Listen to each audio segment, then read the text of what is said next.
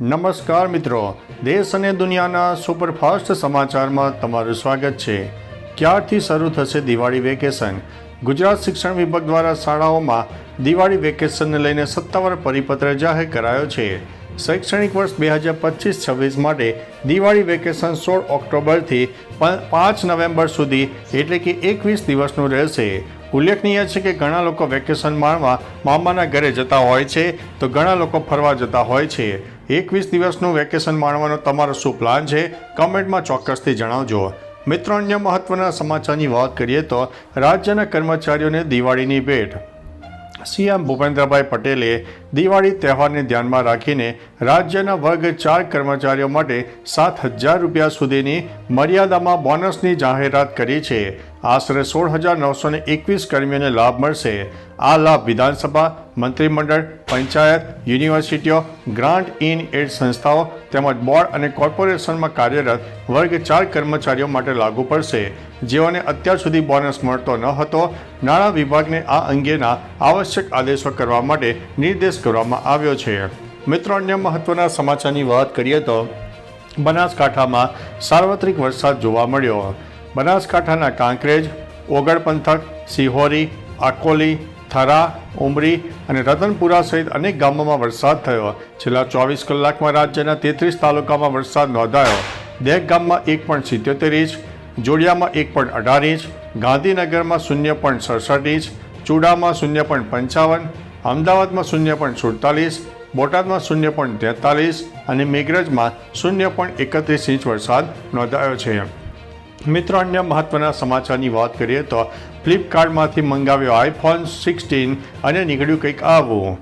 ફ્લિપકાર્ટના big billion days cell દરમિયાન એક ગ્રાહકે iPhone 16 ઓર્ડર કર્યો, પરંતુ જ્યારે ડિલિવરી બોયની હાજરીમાં બોક્સ ખોલવામાં આવ્યો ત્યારે તેમાંથી સેમસંગનો સ્માર્ટફોન નીકળ્યો। આ ઘટનાનો વિડીયો એક્સ પ્લેટફોર્મ પર વાયરલ થયો છે। ફ્લિપકાર્ટે પોસ્ટ પર માફી માંગીને યુઝર્સ પાસેથી ઓર્ડર ડિટેલ્સ માંગી છે। જોકે સમસ્યાનો ઉકેલ આવ્યો કે નહીં તે અંગેની કોઈ માહિતી સામે આવી નથી। મિત્રો, અન્ય મહત્વના સમાચારની વાત કરીએ તો બેંકનો કૌભાંડી મેનેજર ઝડપાયો, નફટાય તો જુઓ। મહીસાગરના સંતરામપુરમાં બેંક ઓફ બરોડાના તત્કાલીન મેનેજર ભૂપેશ પુરોહિતની 3.55 કરોડના લોન કૌભાંડમાં ધરપકડ કરવામાં આવી છે। 35 જેટલા વ્યક્તિઓએ ખોટા દસ્તાવેજો રજૂ કરીને આ કૌભાંડ આચર્યું છે, જેમાં મેનેજરની સંડોવણી ખુલી છે।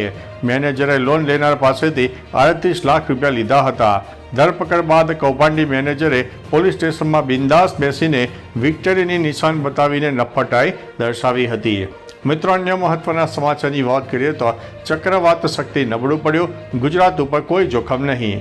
અરબી સમુદ્રમાં ઉદ્ભવેલું શક્તિ વાવાઝોડું નબળું પડતા ગુજરાતને હવે કોઈ જોખમ નથી। હવામાન વિભાગની માહિતી અનુસાર વાવાઝોડાની ગતિ ધીમી પડી છે, હજુ પણ તે ધીમે ધીમે સમાપ્ત પણ થઈ જશે। આ અસરથી આગામી 3 દિવસ રાજ્યમાં હજુ પણ સામાન્ય વરસાદ થઈ શકે છે। દ્વારકાથી 940 કિલોમીટર દૂર સક્રિય આ સાયક્લોન આજ રોજ ડિપ્રેશનમાં પરિવર્તિત થઈ શકે છે। મિત્રો, અન્ય મહત્વના સમાચારની વાત કરીએ તો ફાસ્ટેગ વિનાના વાહનોને મોટી રાહત। કેન્દ્રીય સડક પરિવહન મંત્રાલયે રાષ્ટ્રીય ધોરીમાર્ગમાં નિઃશુલ્ક નિયમો 2008માં સુધારો કર્યો છે। 15 નવેમ્બર 2025થી ફાસ્ટેગ વગરના વાહનોને હાઈવે પર હવે બમણા ટોલ ટેક્સ નહીં ભરવો પડે, પરંતુ એક શરત છે, જો મુસાફરો યુપીઆઈ દ્વારા પેમેન્ટ કરશે તો તેમને માત્ર 1.25 ગણો ટોલ ટેક્સ લાગશે। જો કે કેશ પેમેન્ટ કરનારાઓએ હજુ પણ બમણો ટોલ ટેક્સ ચૂકવવો પડશે। મિત્રો, અન્ય મહત્વના સમાચારની વાત કરીએ તો બ્રહ્મોસથી વધુ ઘાતક ધ્વનિ મિસાઇલ તૈયાર કરવામાં આવી છે। ભારતીય DRDO ધ્વનિ નામની હાઇપરસોનિક મિસાઇલનું પરીક્ષણ કરવાની તૈયારી કરી રહ્યું છે। આ મિસાઇલ લગભગ 7,400 કિલોમીટર પ્રતિ કલાકની ઝડપે ઉડશે, જે બ્રહ્મોસ કરતાં વધુ ઝડપી અને લાંબી રેન્જ ધરાવે છે। ધ્વનિની રેન્જ 1500 કિલોમીટર સુધીની છે, જેમાં પાકિસ્તાન સરહદ નજીકના આતંકવાદી અડ્ડાઓ પર લક્ષ્યાંકમાં આવી જશે। વધુ ઝડપ અને અનિયમિત ગ્લાઇડ પાથને કારણે તે રડારની પકડમાં પણ આવતી નથી। મિત્રો, અન્ય મહત્વના સમાચારની વાત કરીએ તો ગટરની સમસ્યાથી ત્રસ્ત લોકોનો ધારાસભ્યની ઓફિસ પર હંગામો। અમદાવાદના નરોડા નોબલનગર વિસ્તારમાં ગટર ઉભરાવાની ગંભીર સમસ્યાથી કંટાળેલા સ્થાનિકોએ ભાજપના ધારાસભ્ય ડોક્ટર પાયલ કુકરાણીની ઓફિસે પહોંચીને જોરદાર હોબાળો મચાવ્યો। છેલ્લા 6 મહિનાથી ડ્રેનેજની સમસ્યાને કારણે ગળોમાં પાણી ઘૂસી જતા લોકોમાં ભારે રોષ જોવા મળ્યો છે. સ્થાનિકોએ આક્ષેપ કર્યો છે કે કોર્પોરેશનના અધિકારીઓ ધક્કા ખવડાવે છે અને રજૂઆતો છતાં કોઈ કામ થતું નથી. મિત્રો, અન્ય મહત્વના સમાચારની વાત કરીએ તો સાહેબ પત્ની રાત્રે નાગિન બની જાય છે, અજબ ગજબ કિસ્સો. યુપીના સીતાપુરમાં સમાધાન દિવસ દરમિયાન એક અજીબ ઘટના બની. મહેદુદાબાદના મહેરાજે ડીએમએસ સમક્ષ ફરિયાદ કરી કે તેમની પત્ની નસીમુન રાત્રે 12 વાગે નાગિન બની જાય છે અને તેમને ડસવા દોડે છે. મહેરાજે કહ્યું કે તેને ઘણીવાર મારી નાખવાનો મને પ્રયાસ કર્યો છે, પરંતુ દરેક હુમલો અધૂરો રહે છે કારણ કે તે જાગી જાય છે. ફરિયાદ સાંભળીને ડીએમ સહિત આખું કાર્યાલય સ્તબ્ધ થઈ ગયું. ડીએમએ એસડીએમને આદેશ આપીને પોલીસ તપાસ શરૂ કરાવી છે. મિત્રો, અન્ય મહત્વના સમાચારની વાત કરીએ તો શિકાગોમાં નેશનલ ગાર્ડ્સ અને પ્રદર્શનકારીઓ વચ્ચે અથડામણ. ડોનાલ્ડ ટ્રમ્પે શિકાગોમાં વધી રહેલા ગુનાઓ અને ગેરકાયદેસર ઇમિગ્રન્ટ્સ પરના કડક પગલાં સામેના વિરોધને ડામવા માટે 300 નેશનલ ગાર્ડ સૈનિકો તૈનાત કર્યા છે. પરિણામે ગાર્ડ અને પ્રદર્શનકારીઓ વચ્ચે અથડામણ થઈ હતી, જેમાં મરીના સ્પ્રે અને રબર બુલેટ્સનો ઉપયોગ કરાયો. અત્યાર સુધીમાં 1000થી વધુ લોકોની ધરપકડ કરવામાં આવી છે.